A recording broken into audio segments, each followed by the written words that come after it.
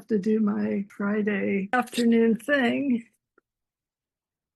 So I'm trying to find the best light. Okay, I'm going live. So here I am. And today I am Venice Beach, which is, we just needed to get away. And we actually timed it so that we left the day it started snowing. So we're feeling pretty good about that, although we've had a little rain. Today it turned out lovely, so we went up to Santa Monica and walked around and had lunch, where we went down to the Palisades Park, and there were these odd squirrels they were apparently not tree squirrels because they didn't have the big tail, and they were just like all over the grass, eating the grass, a little less skittish than the tree squirrels I'm familiar with. And then we went to a church parking lot to buy a pizza that this guy does pizzas from 1:30 to 7:30 on Fridays out of this church parking lot, and it's pretty funny. So you go and you place your order. It takes them 10 minutes. And I was hoping to also get meatballs, but they didn't have them today. So we may have to go back next Friday. And we are in a location that's not close to the beach, but it's a nice little neighborhood and within walking distance of a Whole Foods and a CVS. Seems like there's more missing from the shelves than there is stuff there. And Whole Foods, I've never understood it. Impossible to find things. And I normally don't shop there, but we are this week. We'll be down here next week as well. So I promised today to talk about casting on a project that suits your mood. And I am unhappy to report that I have finished the project that I cast on when I got here. And I thought I had brought another 2 skeins to do another project, but it turns out I remember putting that yarn aside at the very last minute because I thought, really, you don't need it, Jill. So now I have 4 projects with me. I'm not that enthusiastic about, so I'm going to have to work on getting my enthusiasm up a little bit. Because when we're feeling stressed and living in a world of chaos, it's kind of nice to start a new project, preferably one that's easy and that will just give us some immediate relief. And just might feel good to start something new, maybe something that we can just work on without really thinking about. I was on a call of small business owners today, and everybody's feeling scattered and panicked and not sure what to do. So we're all kind of in this together, and yet maybe afraid to really speak how we're feeling. So right now I am the only one here, and I believe that's because I moved this to Zoom off Instagram Live. So I will not be doing this again on Instagram Live, but thankfully I figured out how to do it on Substack. So next week I'll do it on Substack. So I won't be using Instagram Live anymore because I am not going to be using either Facebook or Instagram going forward. I will be posting about that I've moved to Substack for the duration of February. And then after that, I will just not be there. So my business is not driven by followers from Instagram and Facebook. I have always had very mixed feelings about Facebook and Instagram. And after the before the inauguration. So when Zuckerberg announced that he was giving up fact checkers, I was like, okay, we're done here. This is only going to get worse. I am sick of being your Zuckerberg's commodity because I'm the one creating the content and he's the one who's making money. So I just decided on January 6th that I was going to give myself a month to get off. So that's why yesterday was my last day. And then as I kind of figured out what I was going to do, I realized that I probably need to do almost a month worth of posts telling people that I'm leaving. Otherwise, I'll just be communicating with people on Substack and people who subscribe to newsletter or people who find me in their search engine when they're looking for something specific. And of course, anybody who shares that I'm providing great content for people who want it. So that is a thing that's happening. And I also thought I should talk about this Band-Aid, which I've been waiting to get to this color. I have been wearing black. I had like a huge ptosis mole that started behaving weirdly, so they took it off. And because they like sliced it out, it takes quite a while to heal.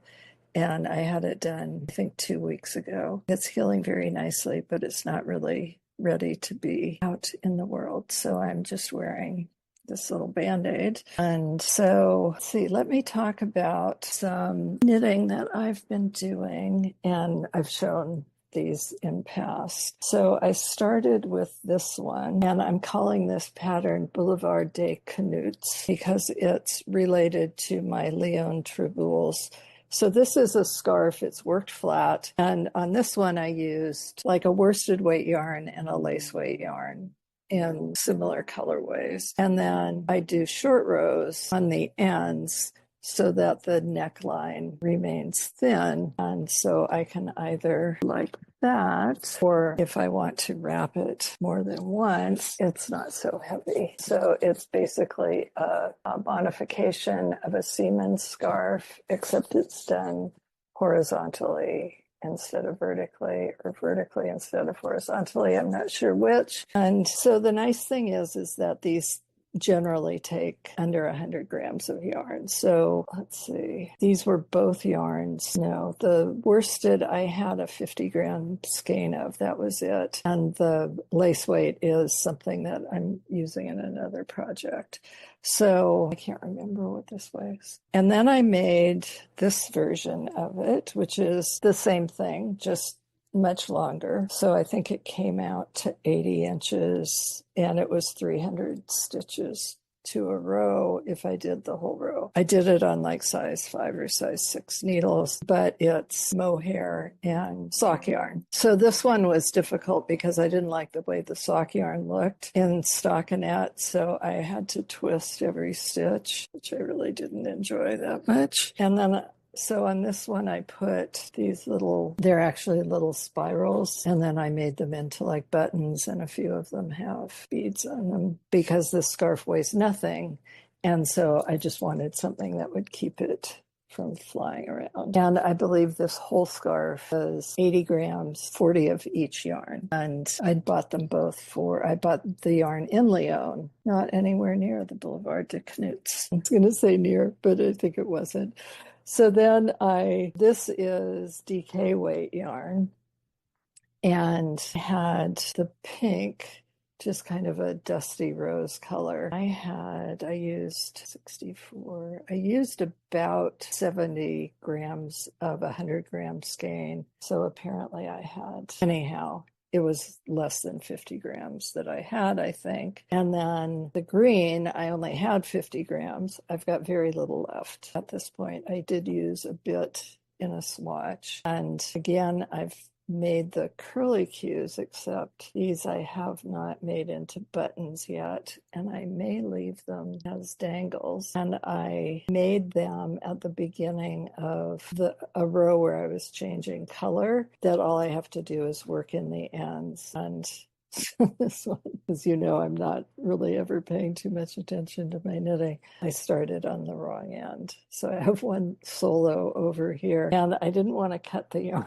so everything's kind of connected. And I tried doing different widths of the horizontal rib. So, and on this one, changed from knit to purl or purl to knit on the narrow neck piece so that it would be different, or you can do it this way. So this is one of the kinds of projects that I like, that there's just like a little bit of something. You have to do the short rows. I had to do the casting on my spirals, but otherwise I'm just knitting or purling. And here's a couple of spirals that I did that aren't connected to, because I have the other end to add to. So these are so fun to do. If you've never done them, use the long tail cast on, and you cast on a number of stitches, and then in your next row you increase into the front and back of each stitch, and then you bind off, and the into the stable base of the long tail cast on creates the spiral. So this one I think had 18 or 20 stitches, and this one had like 14 or 16. So you can kind of make them more dramatic or not, and you can, if you want, like take the tail and run it through and put beads in so that they would be sitting there, of course. So I will be offering the pattern for that eventually, Substack. And I have another pattern that I'm working on right now that's nearly finished. I just have to do some technical things to the pattern itself, and I'm doing it for Malabrigo. So it will be available on March 1st, but you'll be buying it from me. So stay tuned for that. And then this pattern I'm going to offer through, just not sure I'm going to put it up on Ravelry. I'm back and forth on that. So what I'd like to do is to just make patterns available to people who follow me on Substack, and or people who find my website. I don't know. And so the reason I'm looking at doing this a different way is I think I've talked before about how, like I do pattern covers, but you don't really see the pattern cover until you buy the pattern. And pattern covers are something that we used to do because people used to see the pattern before they bought it. And now they see a lot of information online, but they don't actually see the cover. So I was like, why am I putting covers on? And when you see the final pattern, you'll laugh because now there are 4 covers. But then I was reading through my pattern as I was editing it, and I was like, why is this information in the pattern? You need it before you get started. And I do, you copy and paste stuff into the notes in Ravelry or onto my product page. But it really doesn't matter to me whether you have access to it before you buy the pattern. And it might be useful to you. And anybody who wants to re-engineer what I do, just knock yourself out. Go ahead. You have to live with yourself, not me. So Mitch is giving me weird looks. He's never participated in this before. So there will be 3 sections of material available before, including swatching instructions, which is why I want to do it to people, give it to people who actually follow me. And maybe what I'll do is I'll not make this stuff available except if you follow me through Substack, because it means that I can reuse things more easily, which means less work for me. I can link everything back to my website where a lot of the information lives anyhow, and I put it into patterns for people's convenience. But it's a lot of work for me since I do everything I do all the admin and typing and drawing schematics and making charts and writing the pattern and all of that. So every time I have to do some other task, it involves my time. So I have some questions. Does that appeal to you, having information that you can have access to before you buy the pattern, or despite the fact that you're not buying the pattern? Does it make sense that I only make it available to people who support me? And I know the flip side of that is, well, people might support you. And that's like a whole philosophical question I like to get into on Friday afternoon.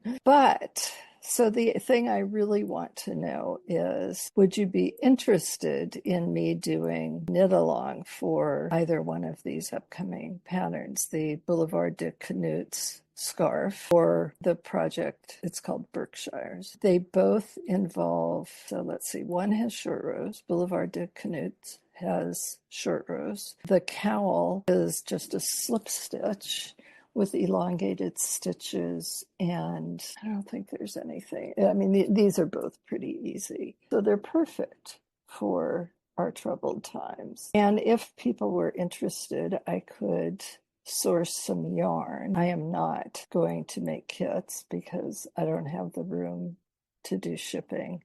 I'm terrible at that sort of thing. But I could contact some of my yarn sources and they could put together kits and I could choose colors. So none of this will happen before March, probably April. And so now I'm going to have to turn my head to projects that require more of me, which is why I didn't bring the other yarn, because I knew I would just keep knitting easy things and figure out how to proceed on my 4 patterns. None of the knitting is hard, of course. So one of them I had to take off my needles because I wanted to make sure I'd put enough short rows in. And I haven't even looked at it since I did that. So I always say when I'm talking to people who teach, and inevitably teachers talk about their worst students. I will say, I am my worst student. I do all of the things that I tell my students not to do. So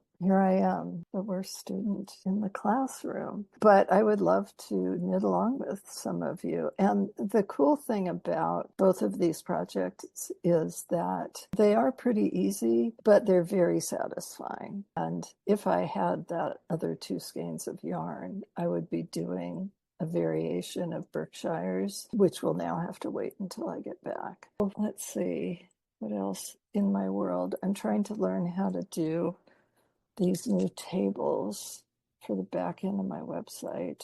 And again, I am a terrible student. And so normally I print off instructions because I don't do well toggling between screens. But I didn't do that before I left, thinking that this would be easily conquered. And I had to put it down last night because I wasn't doing what I wanted. And apparently I'm just going to have to go through their whole freaking exercise to figure out what I want. And I don't even know what they call what I want, so I can't find it. I swear I hate software engineers. Just fucking hate them. Although we do something very similar. So I clearly don't have a lot today, and right now I am just talking to myself and to Mitch, who's trying not to pay attention. I hope your week has been too bad. It's a lot going on right now, and I've found that I can't even read all of Heather Cox Richardson's words most mornings because it's too distressing. But I appreciate her perspective, which is far broader than mine. And so now I can't kill time on Instagram or Facebook. And I'm hoping I'm going to get a little bit more reading done. So our tree squirrel has just flitted across the deck. Squirrels are very regular characters, so they do the same thing every single day, except yesterday it was raining, so he may not have. So I'm going to sign off. I'm looking forward to pizza that we bought. And I don't know whether anybody's ever driven around LA, but nothing doesn't require a drive. So we'd gone up to Santa Monica and we decided that we would just get our pizza while we were out, so we didn't have to go out again later on. So I'm an expert at reheating pizza. And that's all I've got. So next week I will be on Substack instead of on Zoom. I will put up the recording of this after I clean it up and put it through its multiple steps. And then I will see you next week, or you can watch me on Substack. Oh, and this also, once I put on Substack, it goes to YouTube. Anyhow, that's all I've got. Happy knitting. See you next time.